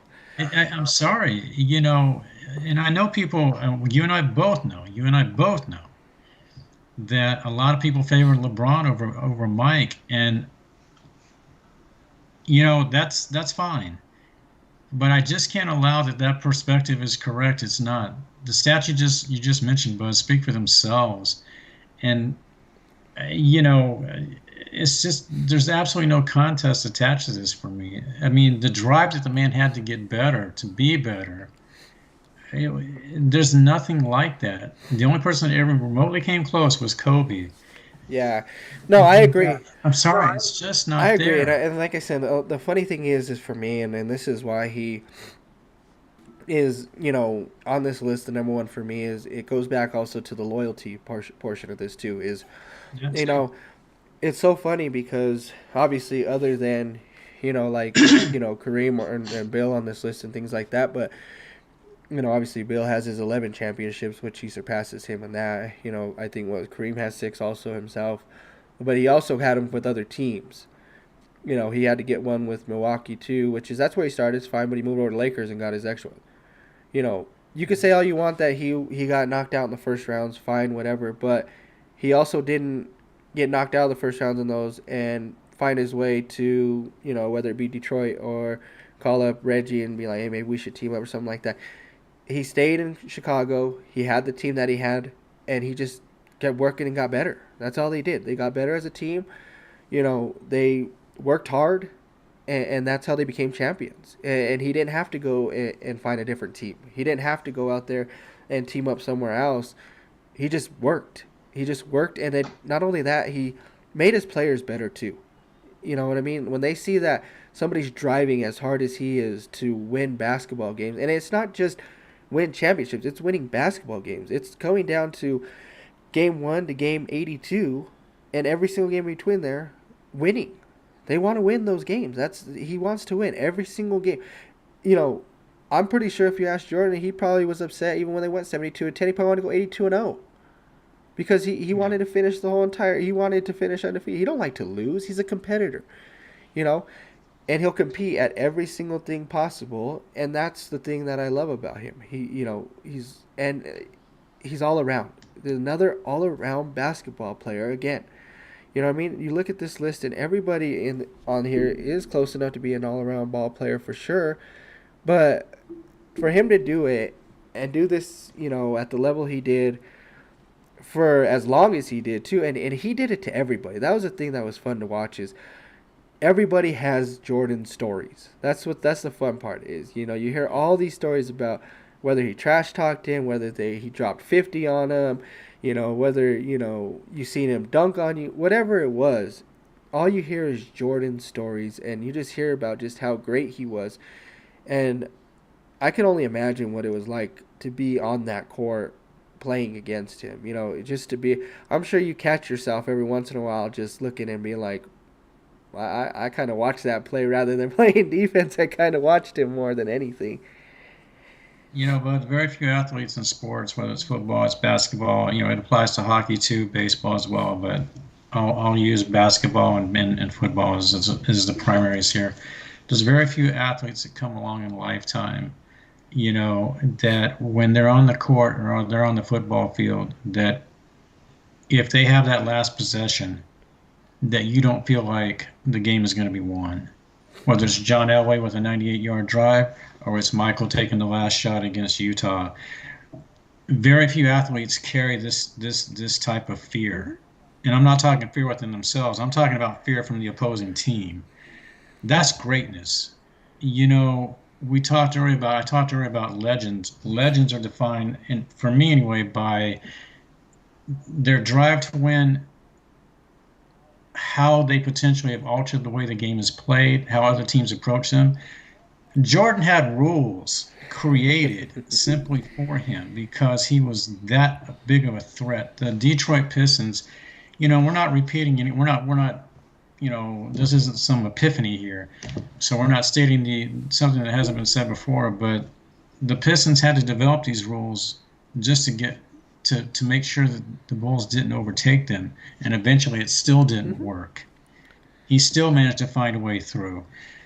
I mentioned when Bird and when Magic came into the league, and they took the league to another level that it had never seen before. Well, guess what, folks? That league, that momentum stayed in place until a young man came into the league and was drafted by the Chicago Bulls. And guess what? He took it into the stratosphere.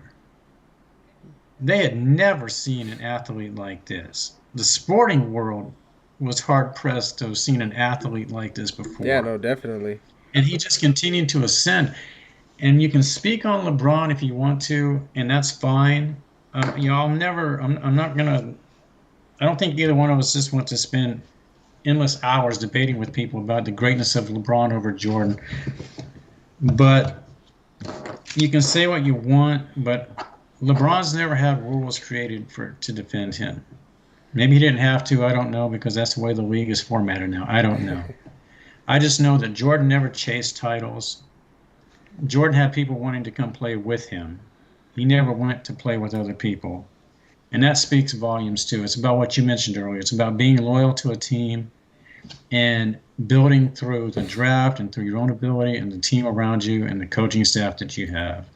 Chasing titles for me only takes away from your overall achievements. They're still great achievements, but I fall back on loyalty and building on what you have available to you. And that's what guys like Mike did, and that's what guys like Kobe did.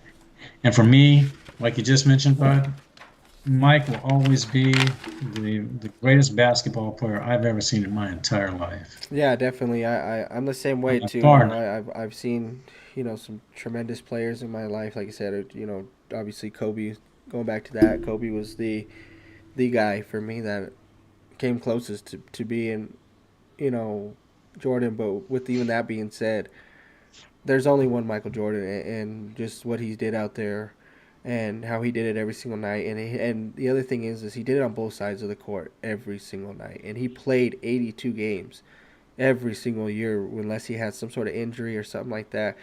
And a lot of these guys on this list too, they played every single night. There was no such thing as a load management back then. Obviously, Tim kind of got into that a little bit there with Pop towards the end of his career, but for the most part, these guys played,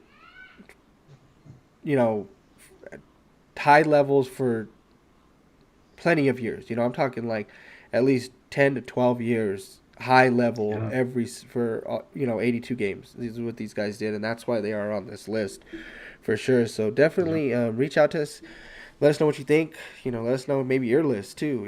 Let us know how many of us, how many of them are the same on your list if you kept track with us. What you might have done a little differently, or if there's something we missed or something like that. Definitely reach out to us and let us know.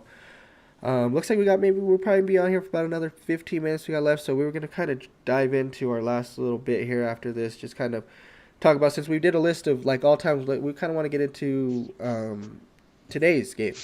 So basically right now we're going to do our top 5 players that are playing right now up until this day. Who do you think, who are your kind of top 5s there, Mike, as of right now? Well, I'll tell you what, bud. I wanted to get my list out real quick just so I didn't confuse myself. I can essentially do it, but I just wanted to no problem. see if I still have it. That's what you get when you use notes like this. I can actually do this pretty easily though. I will say this, we talked about this briefly earlier. Um, the top five for me, and I'll go from one to five. And we can actually change out if we want to. We can go one, one, two, two. One for me is we're currently, if what we're looking at in the league and what it currently has to offer, and you and I talked about this earlier today. Um, what Djokovic is doing in Denver to me is so freaking incredible. And it's more so from the fact that he's a center.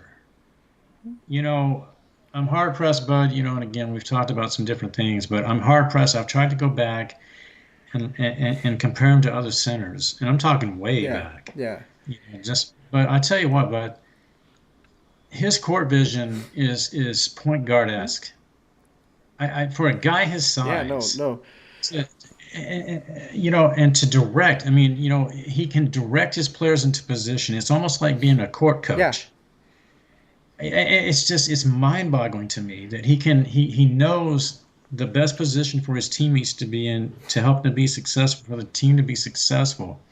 His shooting ability, his percentages are off the charts. Right now we're talking about a guy with 92 triple hmm doubles, halfway through his eighth yeah. season. No, I And agree. I hope he stays I healthy, agree. because if he does stay healthy and they continue to build like you hope they will as an organization, I can only imagine the numbers this guy's going to put up by the time it's all said and done. It's absolutely Yeah, see, mind-boggling. you and I are on the same page. I do have Jokic as my number one player in the league right now. Looking at everything, kind of looking at his stats. Right now, he's sitting at 25, 10, and 9. So 25 points, 10 Yes, sir. rebounds, 9 assists. Right now, that's what he's sitting at for his totals. Um, he has this Nuggets sitting at the first in the West right now. That's impressive. That's very impressive. The fact that he does carry that team for the most part. And I've talked to you like this about him before. I don't want to dive in right away. I know we're kind of pressed on time, but I talked to you about him just needing to get more help, and they have been. Porter Jr. stepping up, Gordon stepping up, Murray, Bones. These guys are all stepping up for him. So that's another reason why they're in first place. But he's a huge factor in that too. Obviously, we're 8-2 in our last 10 that we played. His Well, last last night, like, 10 games, he's played all 10 games. He's averaging 25, 10, and 10 in the last 10 games. So he's averaging a triple double right now in his last 10 games. So and like yeah, I said, and to be number one in the West, leading that West, which we know how tough the West is right now. Hats off to him. He deserves to be number one on my list. yeah, and like you said, Bud, it's all about contributions. And last night was a prime example of what you're talking about. 33 bench points last night. That's great. 33. I think they had six guys total in double Yeah, no, that's digits. that's Uh, perfect. That's great. That's what we need. But that's what you got That's to what you need. have. That's what you got to have.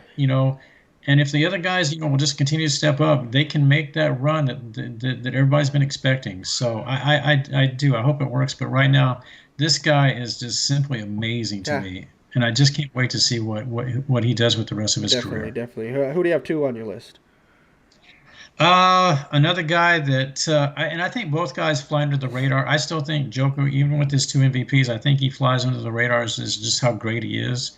Giannis, for me, is a solid number two right now. Giannis Obviously he's in the Antetokounmpo. running Okay. for MVP this year.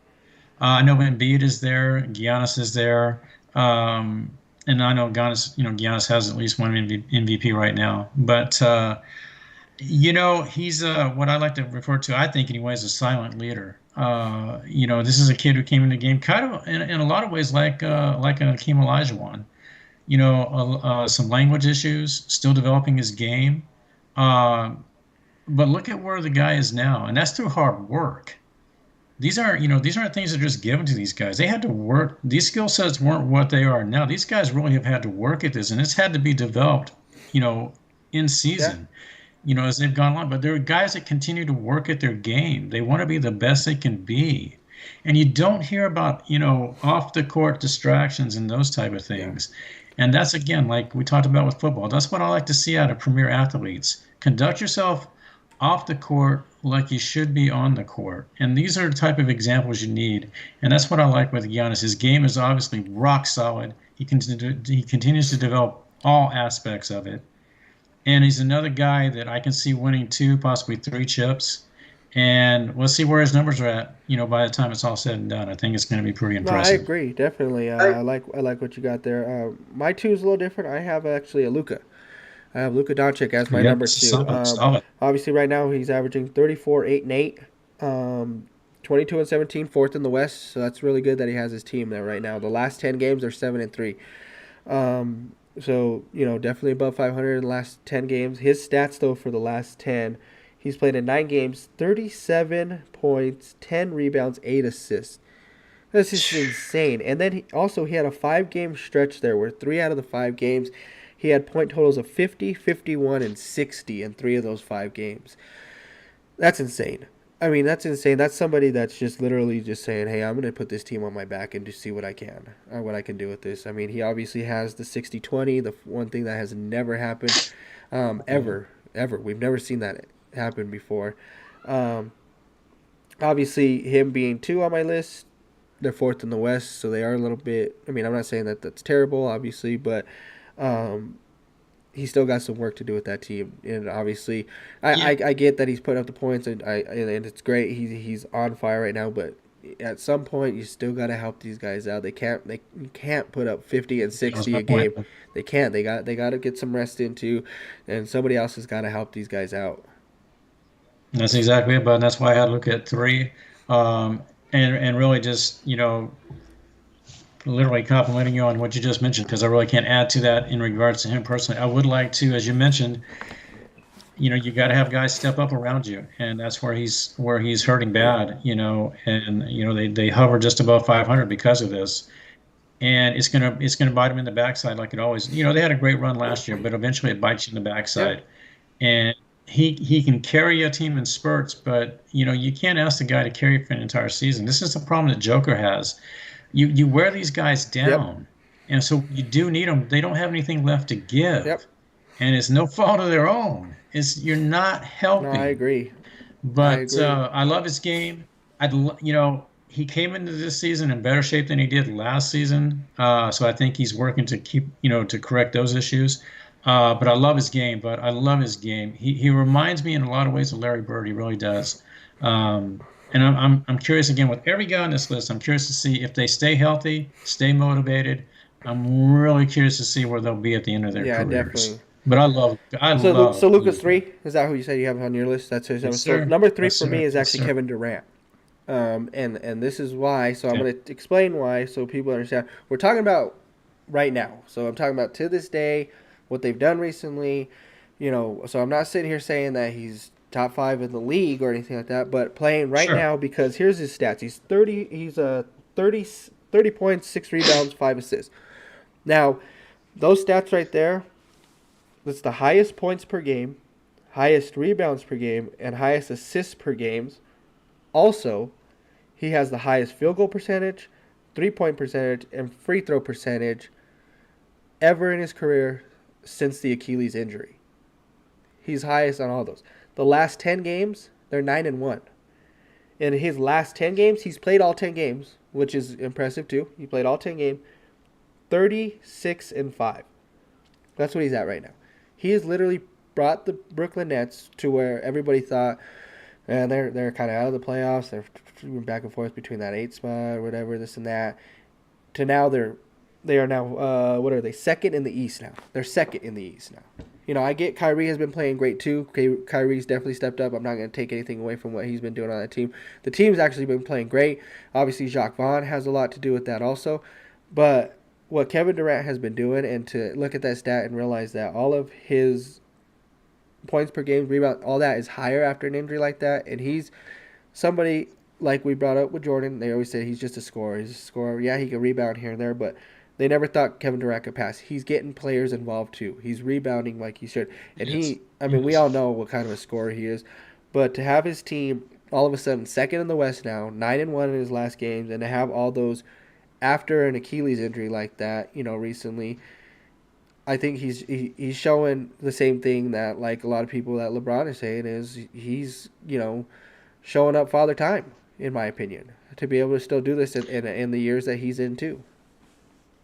Yeah, we might actually. I'll be curious to see where five is at. So right now we're 4 for 4, but um, you know, I debated between Durant and Embiid a little bit. Embiid's gone through a few more injuries than I would care to have a superstar go through, and obviously they're not any fault of their own, but that's just what happens. And I just think it hampers your game a little bit. He's a great ball player, but to your point with what you're talking about with Durant.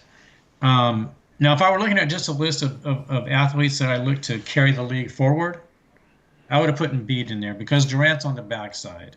But we're talking, as you mentioned, about what's going on Hmm. now. I do. I like Kevin.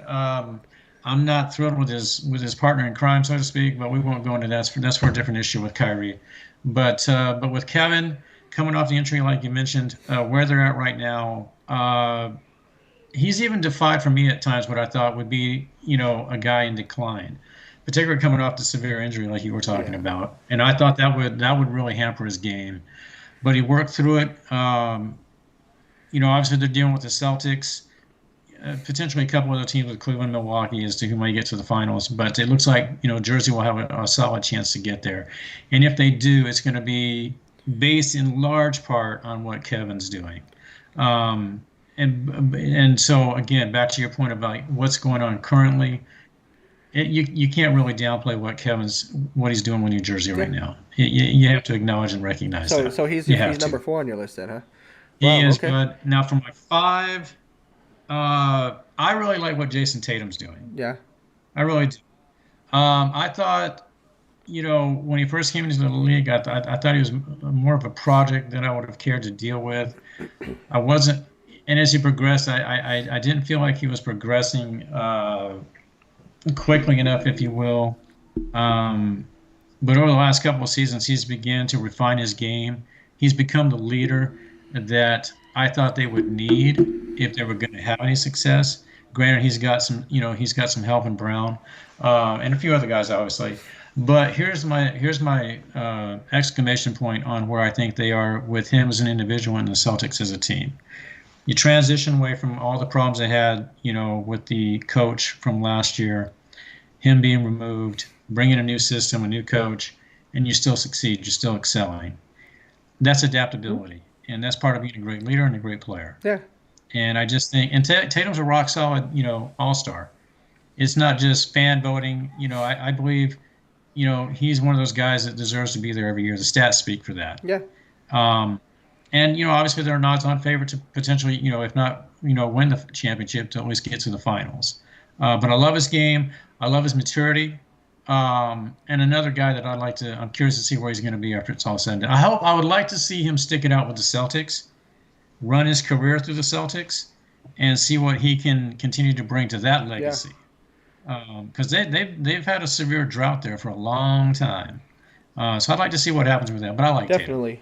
So I'll give you because yeah, I didn't get my number 4. I don't believe so. No, Oh, I'm no, no. sorry, You're but I'm fine. You're sorry. perfectly fine. Because you had KD at 4. But I had Yes, somebody sir. that you already had on the list too, and I do have Giannis at 4. For me, Okay. and obviously it has nothing to do with the fact that his stats have been insane. Obviously for his season right now, he's 32, 11, and 5 points, rebounds, and assists, which is great. They're third in the East. Um, he's actually in those 10 games. He's actually had 5 games of 40 points or more, where he was at 42, 45, 45, 43, and 55. Where he also averaged in all those rebounds, he had 10, 14, 22, 20, and 10. So he still averaged a double double while doing 40 points or more in those 5 games, which is insane. His averages for the last 10 games, playing 9 games, 35 points, 13 rebounds, 4 assists. Now the thing is with them, they have been falling apart a little bit. They're 4-6 in the last 10 that they played, though, which is Yeah. kind of why I brought him down to the 4th on the list. Now, obviously, it's not terrible. They're still third in the East. They're still Okay. playing great ball, but right now they're kind of a little bit in a rut. 4-6, like I said, in the last 10.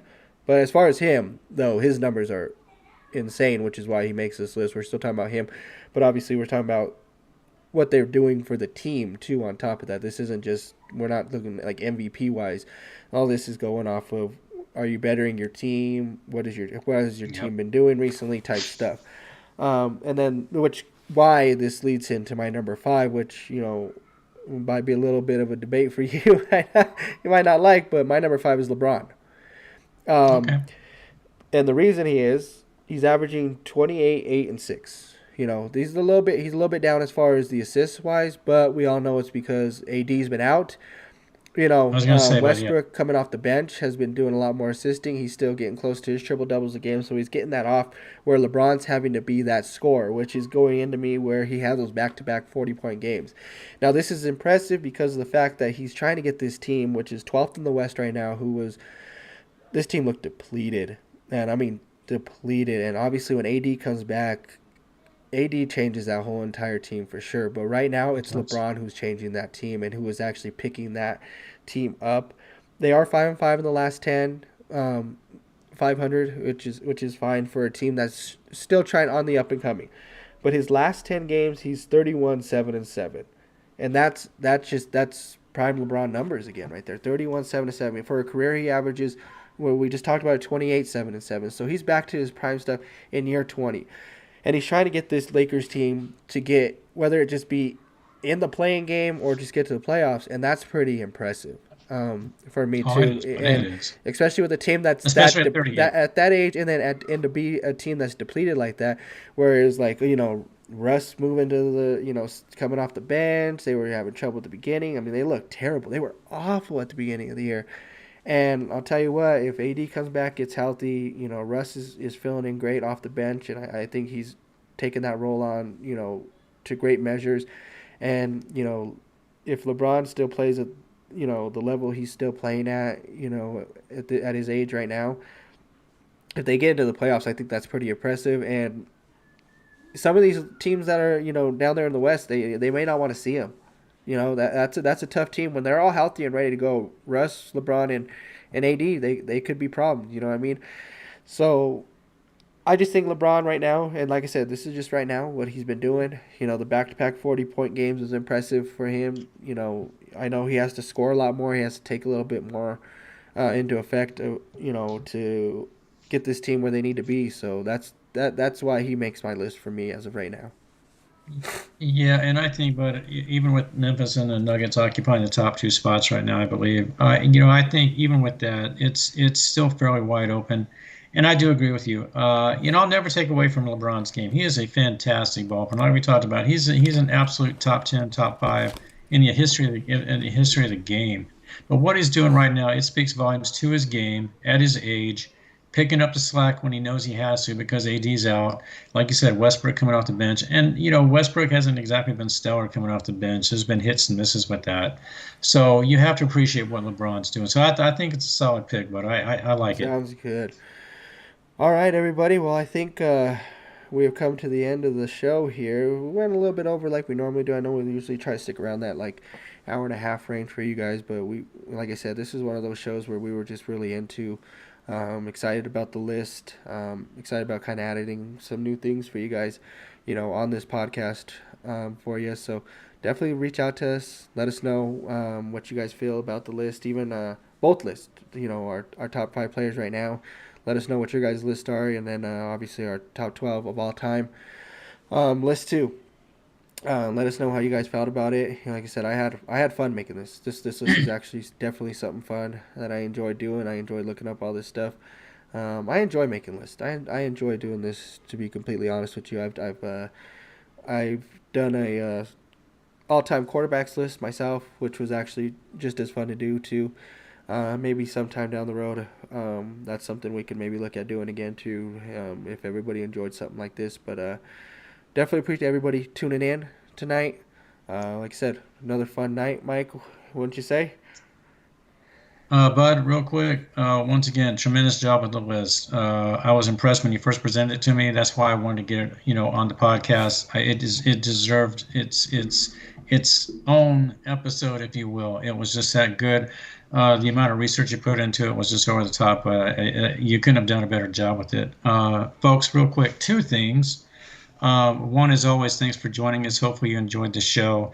Um, going forward, potentially we may, Anthony and I are still talking about this. We would like to try to do a show next Friday, which would obviously be stepping outside our Saturday normal time slot. But we're in discussions to do potentially a playoff preview show next Friday night. But we'll see where we're at with that. But that's what we're looking at. Obviously, we'll still have our normal Saturday night evening show next weekend. So those are kind of two areas that we're looking at right now, just to give you a quick idea of where we're headed and what we're hoping to do with going into next weekend. Again, as always, please hit those like, subscribe buttons. If you like what we're doing, we sure appreciate it. We greatly appreciate your time that you spend with us watching what we like to talk about and love discussing. But other than that, Bud, as always, thank you again, sir. I love the conversation and the time. Folks, thank you again. And as always, we'll look to talk to you Yeah, soon. thank you very much. You guys have a great night and a great week, and everybody stay safe out there.